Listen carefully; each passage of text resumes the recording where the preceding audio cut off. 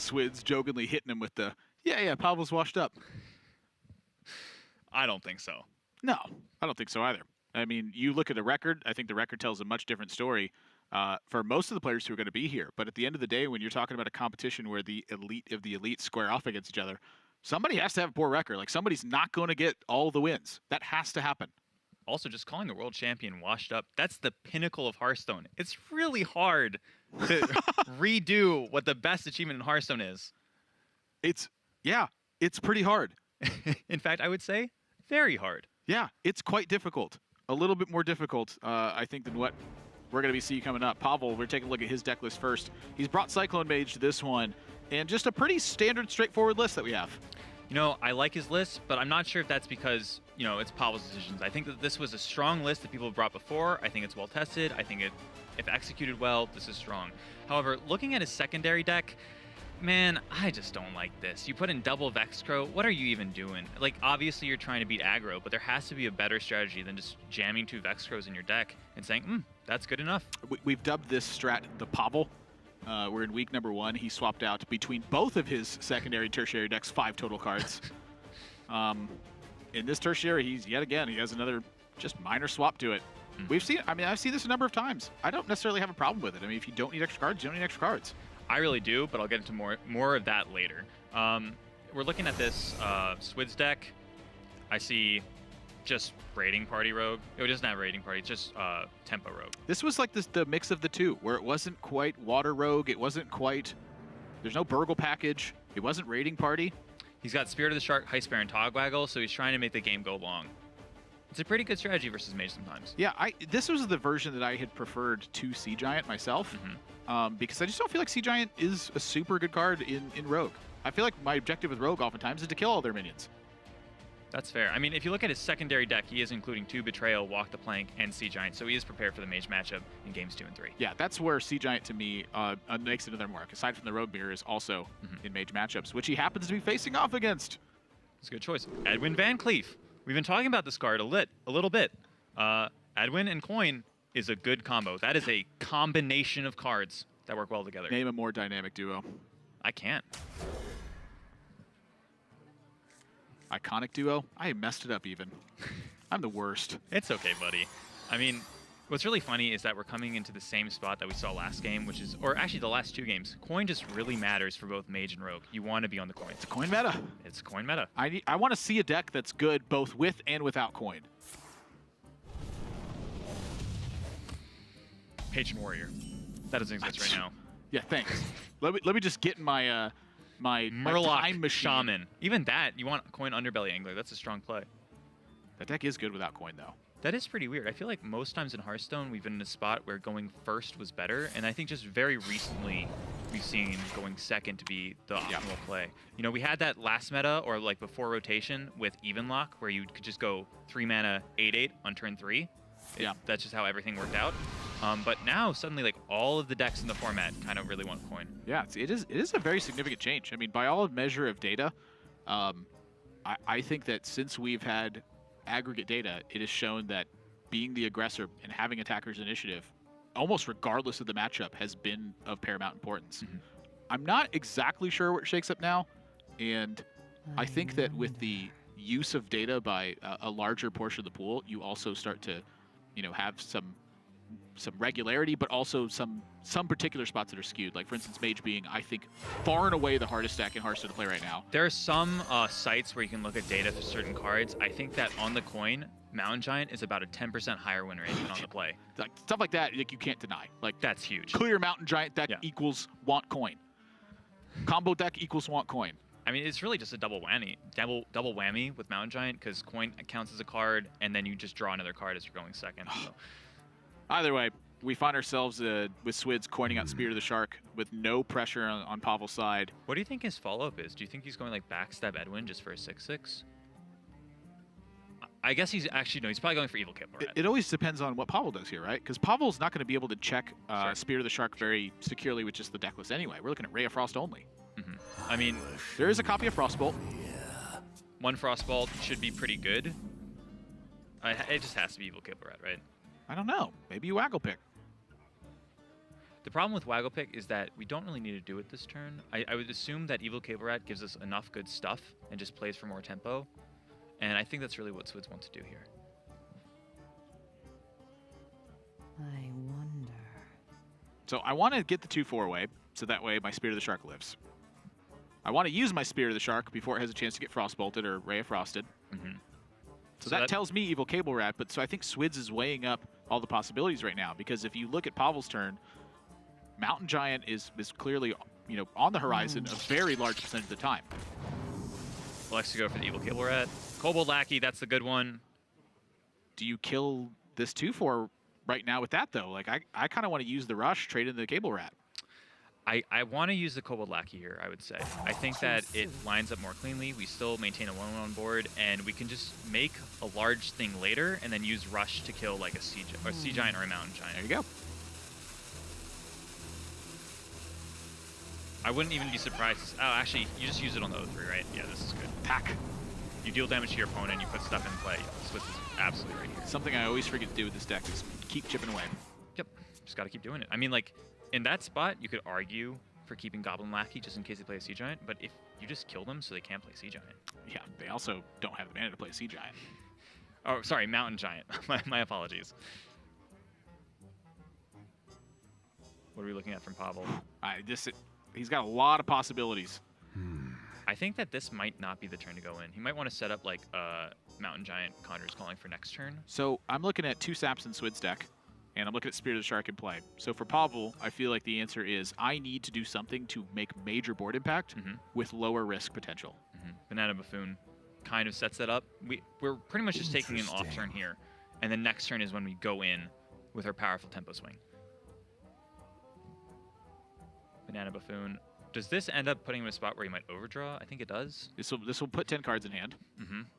If he plays Banana, he cannot ping. Whoa. I mean, what card do you need to draw? I don't even know what he's setting up at this point. It's for exactly Mountain Giant. That's fair. What card do you need to draw?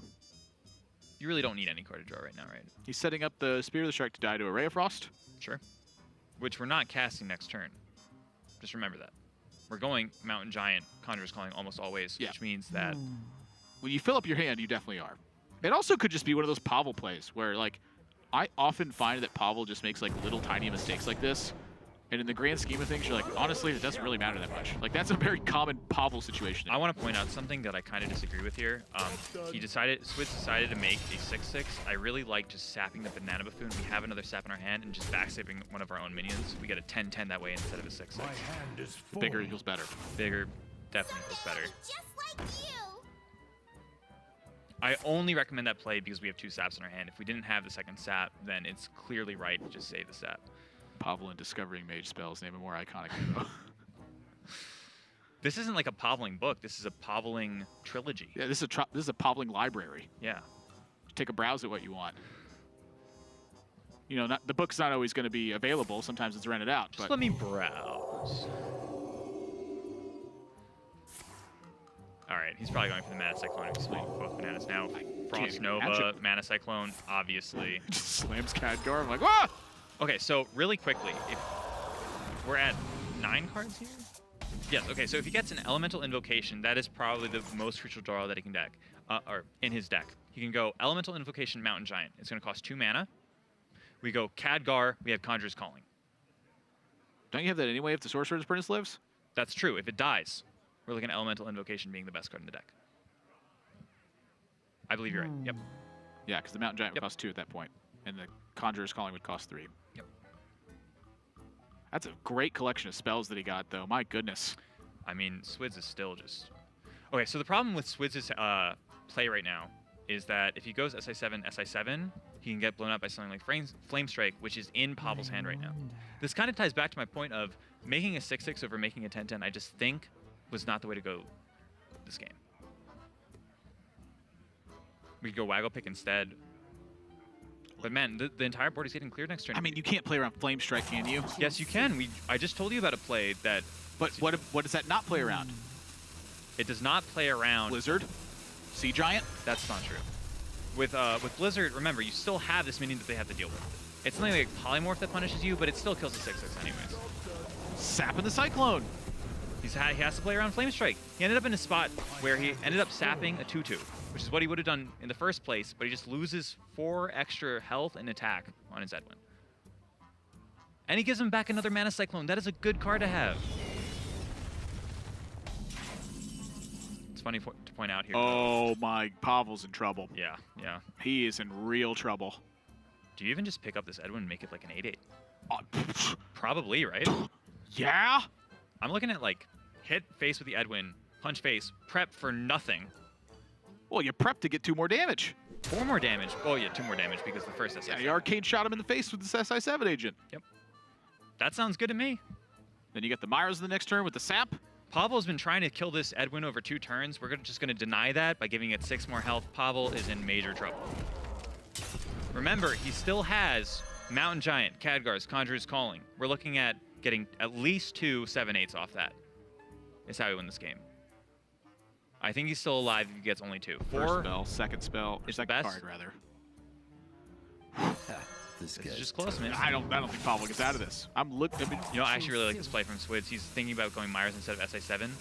I still think I would play the 3/3 here over Myers. I think tempo just equals good, and having more stuff in play makes a lot of sense. He's going for the Myers anyways. Not a bad play. I He kind just of like drew this actually. 3 mana for, what? Technically 6 cards. Remember that we draw a card and said we're not doing that anymore. We're in fatigue. 3 mana, draw 6. That's a good play. That's a nice draw. Yeah, but it's not something that you want to cast this Yeah, turn. I think he's just done. Life Drinker, Shadow Step, Life Drinker, Eviscerate. Yeah, that's just lethal. Is Yeah. there anything he can do over the top to make this a win? So he has to defend himself first and foremost. So And I think that spending involves 3 mana on a counter spell is difficult unless you can double Ray of Frost. Pavel's Yep. not interested in that. He says, I need to load up now and hope it works. I like it. It's not going to. And so Swidz is Myra's last turn, finds him the gas to close this out before Pavel has a chance to counterattack, Smart. That was really smart. and in the face of the best possible play. You know, honestly, looking back at the Myers, it was very smart. Wow.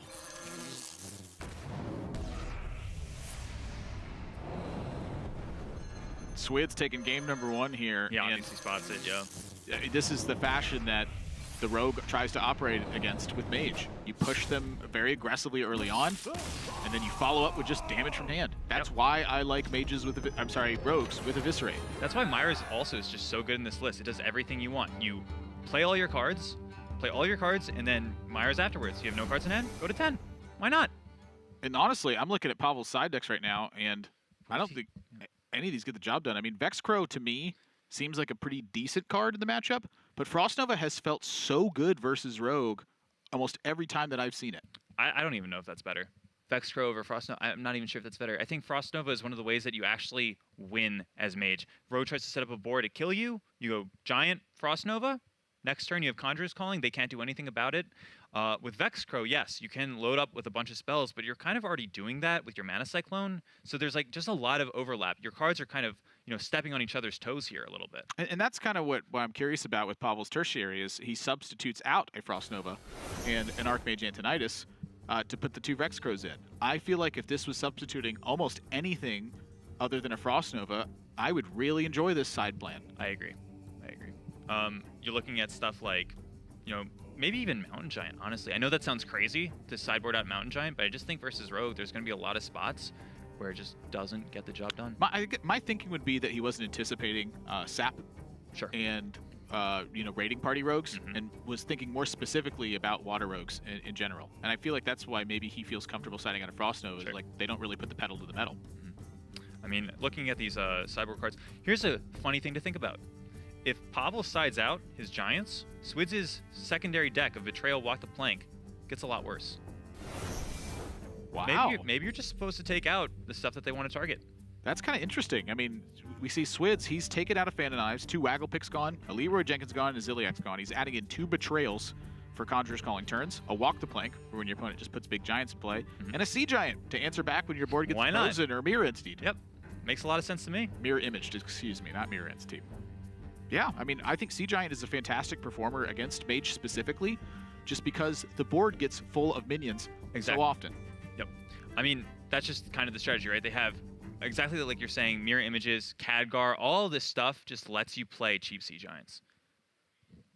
Solid plan. I'm kind of liking it. So we got a game that's coming up here between Swidz and Pavel. Both players sitting at 2-4 record in our match of the day here as well. And just like the match with Orange, this is super important for both players. Like the difference between getting to 3-4 and going to 2-5, it just feels like the world at that point.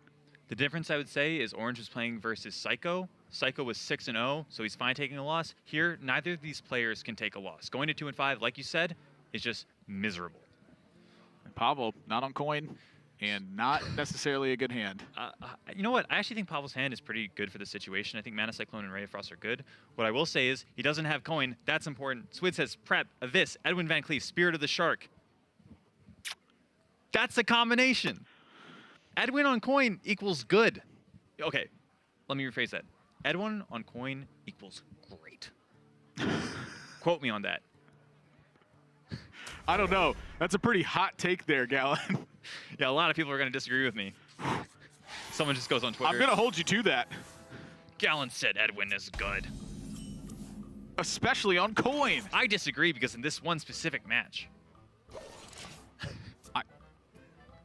Edwin's just good. Edwin's just good. We see the Vexcro getting picked up. Okay, so I think that Pavel, at least, the game plan is now formulated for him. It's stall out early board position, Vexcro, and freeze a bunch of stuff. The game plan is hope Swidz doesn't have this hand. Boy, that's not true. He can go Conjur's Calling on the Edwin, but then he's going to lose a lot of tempo. Yeah, that's a play that I have often found myself doing versus specifically Edwin and Scavenging Hyena, is spots where I can conjure their minion and then Frost Nova. And then if I have an additional freeze afterwards, sometimes I get to play Sea Giant, use the second half of Conjurer's Calling, and if I have another Frost Nova, oftentimes I can win the game outright off the back of that. It doesn't come up that often, but it's still a good thing to think about. It's things like that, though, when players find those iterations and they can expect those things and actively take advantage of them, it becomes such a better thing. And I'll tell you what, Swidz, he's in a hurry. He's got somewhere to be. He is just We're just making going it in. Heck yeah. Woo! That's a solid play.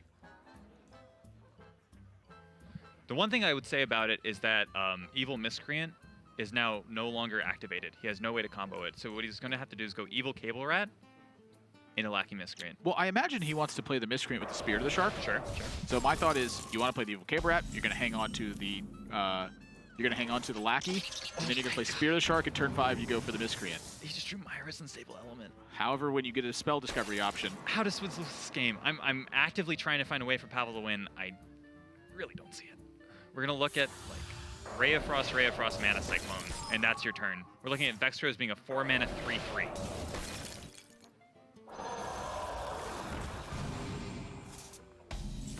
Frostbolt is a good spell. Oh my god. We have prep as well. Yeah, I think when you draw the prep, you probably just get going on the Miscreant at that point. Tempo equals good. Okay, if he picks up a Shadow Step here, didn't pick it up. Sinister Strike, I imagine, is the pick. Raiding Party, the Waggle picks have been taken out of the deck. Yeah, that doesn't seem like the play. That's a 4-mana do nothing. Better than a Bond. Sinister Strike is 1 mana, deal 3 damage. We were having a discussion about this earlier about how if you translate stuff to percentage, Hearthstone gets a little bit more wacky. Like you said that Pogo Hopper was reduced by 1, which is a 50%. 50% discount. Sinister Strike is 10% of your opponent's life total. You just need 10 Sinister Strikes, or the equivalent, to kill someone. I mean, if you're going second, you have drawn 10 cards by turn 6. This is actually pretty interesting. He took Phantom Knives over Sinister Strike. So I think he's going to take a little bit slower game plan than just going Myers as soon as possible. He's saying, hey, I have an 8/3. You're going to have to deal with this, which means you're just not going to be developing tempo for quite a while. Yeah, this is an interesting turn to me, where I feel like if this was going to be the play, Spirit of the Shark just felt so much better to me. Yeah, I kind of agree. You just play Spirit of the Shark, and next turn you have like a prep. You don't even need to have a spell with your prep. You're just using it as a combo activator for your Evil Miscreant. Yeah, to me, the idea here is that Swidz knew he was going to lose his Edwin Van Cleef, so I think he tried to do something to preserve board position. But now you're looking at a spot where, because Pavel had an answer that Swidz wasn't accounting for off his Mana Cyclone, it's just going to be a turn slower. I don't think it's going to be too big of an issue. I think that the Evil Miscreant is still going to be very good. Pavel does not have an answer to the Spirit of the Shark right now. But it did seem like a turn too slow. It's not killing the 2-2. That strikes me as very odd. I think killing a Banana Buffoon on this kind of turn is actually pretty critical. Otherwise, it can just go 2-2 value trade into the 1-1. Conjurer's calling for 2 3-drops. Another Conjurer's calling for another 3-drop. I just find that very odd. I'm looking at Vex Crow. Vex Crow as well, and you're just going double banana. Yeah, I mean, there's no way to avoid the Vex Crow turnaround.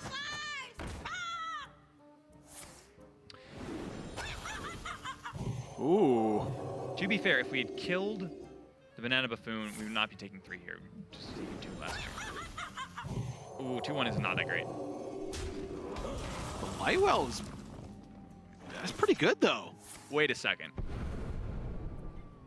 Wait 2 seconds.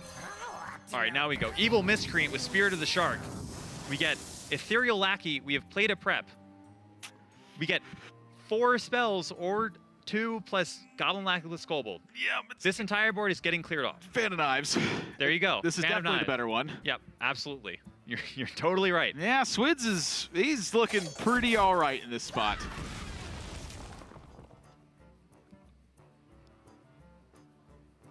Although that is kind of weird. I feel like you would start with your Ethereal Lackey. If you're doing it this way, there might have been a slightly better spell than Fan of Knives. The draw perhaps changes things. Like if you drew a second preparation or if you draw a Shadow Step. I just don't think there's really anything as good as a 1-mana Lackey that's just doubled the battle cry. Would we have played any of these cards? Maybe Deadly Poison? Probably not, though. Preparation. That's big. So now do you go for another Discovery or do you start killing stuff off? It's just got to be killing stuff off, right? This is actually pretty interesting. We saw this exact same, or a very similar scenario pan out earlier. I believe it was Orange versus Psycho, and they elected to do it on the 1-1 instead of the 1-4. They decided that a 1-4 stat line was better than 2 1-1s. Or a 3-1 and a 1-1. I think Pavel's looking good in this game. Swidz' hand is insane, but Lightwell is a very easy way, I think, to win games. Like, literally, this banana Lightwell is threatening to contain the board. And right as I say that, a High Spare and Togwaggle gets drawn. There's the prep. Oh my god, pretty we much cast everything. No, he cannot cast the treasure this turn. Yes, we can. No, he can. Oh, he has the Lackey already in play. Yes. Oh, that never happens usually. This is very strange to me. I think that if we could have just prepped 1 here, do you think that was better? Yeah, so what he did was he guaranteed cleared the Ziliax. However, prep Wand or prep Legendaries just seems significantly better. I can't imagine that this was better. You develop a 1-1 instead of 2 random Legendaries. So what's he thinking about in this spot then? I think that he might have just tunnel visioned on this play, said, oh, this kills Ziliax, and he developed a High Spare and Togwaggle. You know, I don't think it's going to matter too much with Wondrous One. I think that if you specifically take that option, casting it before the game ends is going to be very good, like no matter when it is. I just think that it might have been slightly better. Actually, I'm going to say it would have been way better to cast it this turn instead of last turn. Or next turn.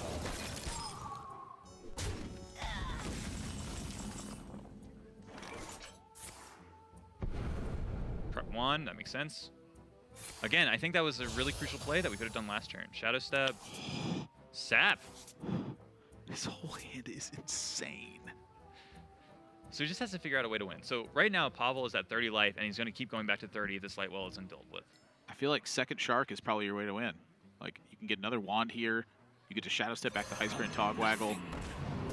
Unidentified Oh contract. my god! You just do that, right? There's just so much good stuff! I believe that's the one that summons a 1-1. Yep. Patient Assassin gets summoned. It's a 1-1 stealth poisonous minion. Quite good versus Mountain Giant. It has to be answered. It has to be Frost Nova'd, which was taken out of Pavel's deck. It can't be Ray Frosted. So you're looking at stuff like Shooting Star off of your Mana Cyclone, Blizzard, Arcane Explosion. Conic Gold, next to a minion. So many options. He doesn't have those right now. Choose One Frost Nova in Pavel's deck. So this is the last Lackey that Switz has, so I imagine he's going for that. His intent is to sap the Sea Giant. Makes a lot of sense. This is pretty much the highest tempo play that this deck can make. probably doing the math here and saying, yep, Life Drinker is fine to play.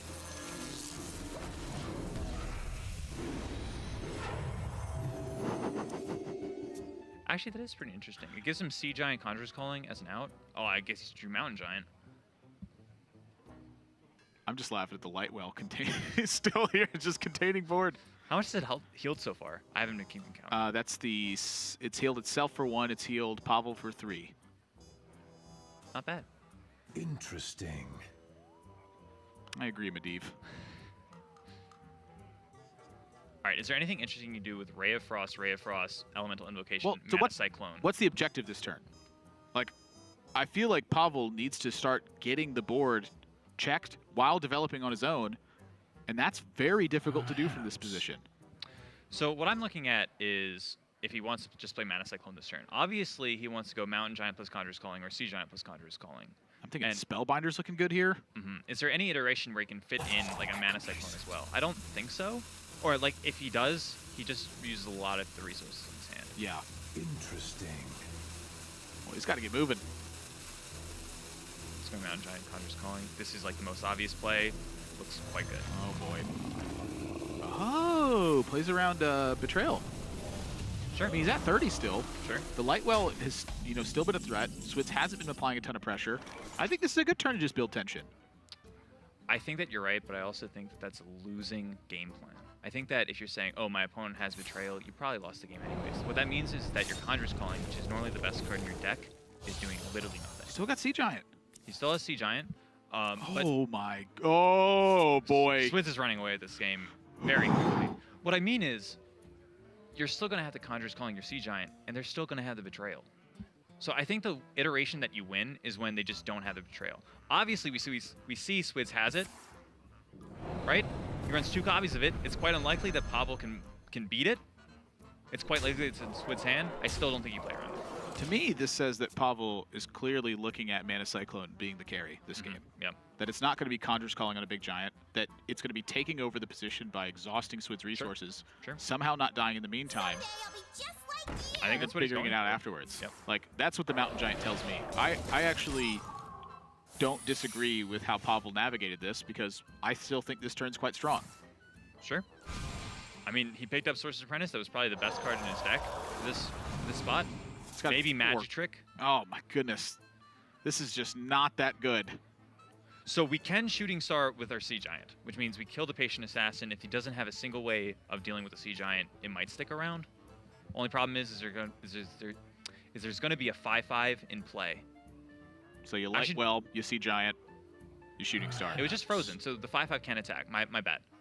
Yeah, I think that's your out. You go Sea Giant, Shooting Star. You could Book of Specters as well. You probably just do it. You're technically protected from Betrayal in some regard as well. Book of Specters, Sea Giant, Shooting Star, I have to imagine. So he's not concerned with the Lightwell.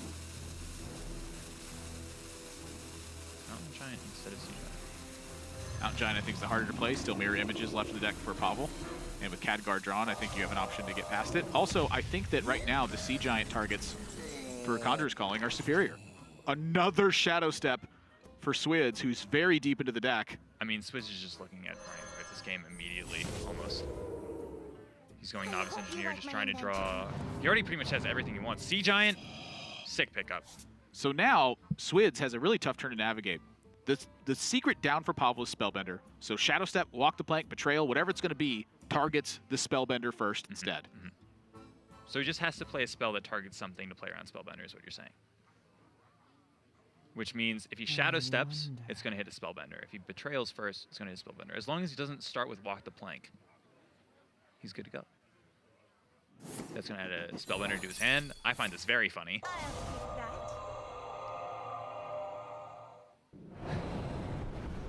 Whoop. That's ours. 0 mana 1/3, that's good. That's just a powerful tempo play. Switz is running away with this game because of that 1/3. Cheaper Sea Giant, Walk the Plank. He's just out of board space. Oh no, what a bad spot for Switz to be in. I'm being very sarcastic right now. I'm thinking Frost Nova. That's the card for Pavel this turn. If he draws Frost Nova, he can win this game. Blast Wave is actually really good here. I just want to point that out. Blast Wave kills a lot of stuff, gives you a lot of mage spells. That can give you 3 Frost Novas.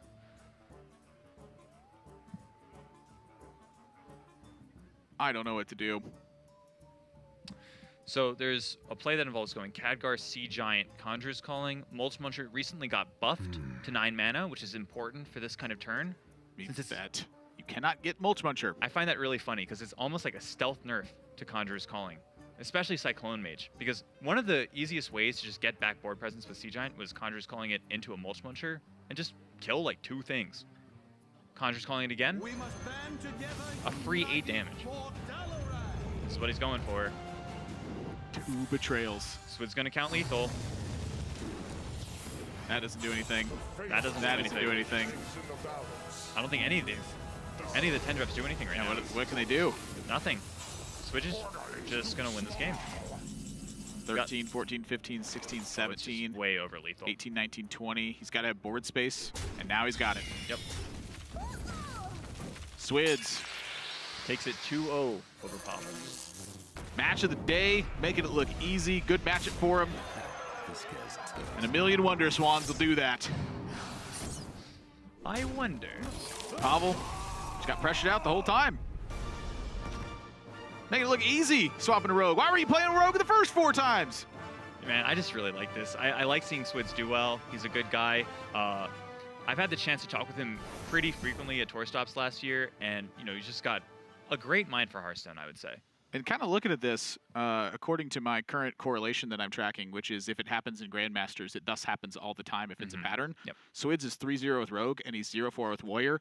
He would be undefeated if he had just simply played Rogue. That is how correlation and causation works. Yes. It definitely would have panned out that way. Results-oriented thinking in Hearthstone is the easiest way to improve. That's actually a total lie. Don't listen to me right now. This is kind of a funny thing because results-oriented thinking in Hearthstone is the perfect way to not improve at Hearthstone because it just doesn't matter. What matters is making the right decisions.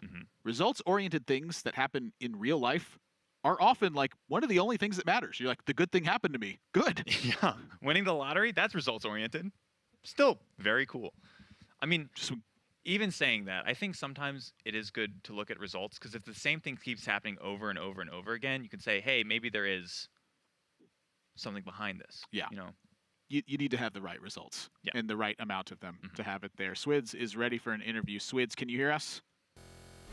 Yes, I hear you.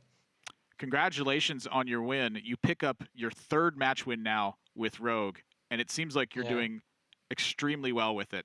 Talk to me about the patch and how that affected your practice for this week. The patch.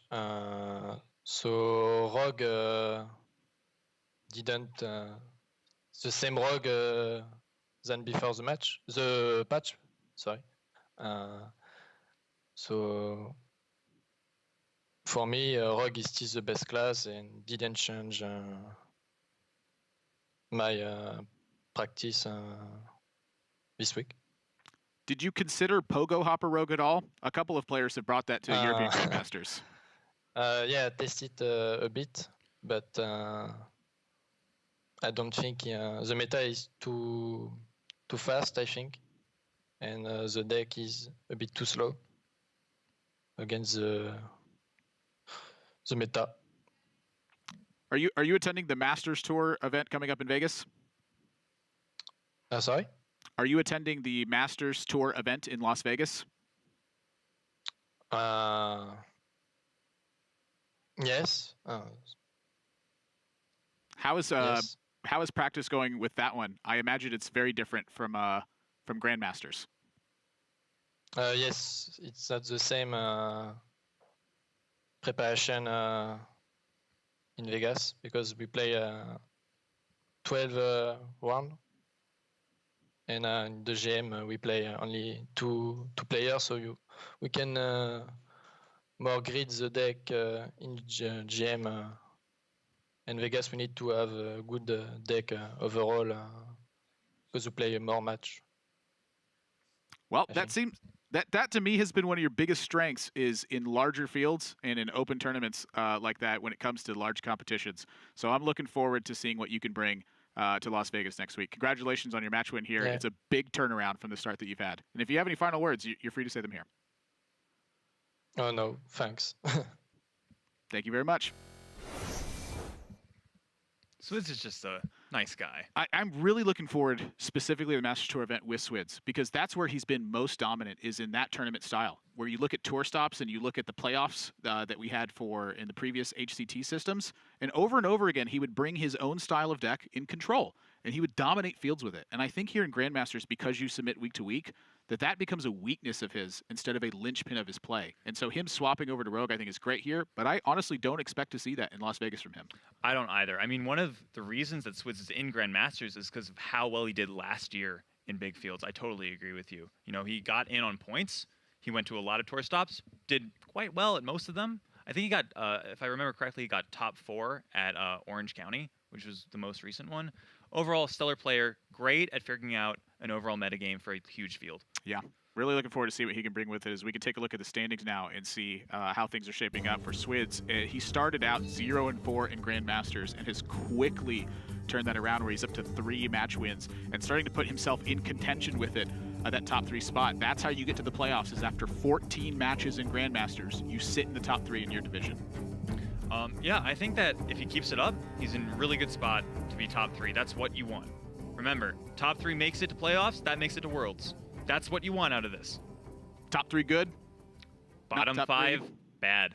That's the moral of the story here for our match of the day. You want to be in the top 3, unless it's a one-on-one match, in which case you want to be in the top 1.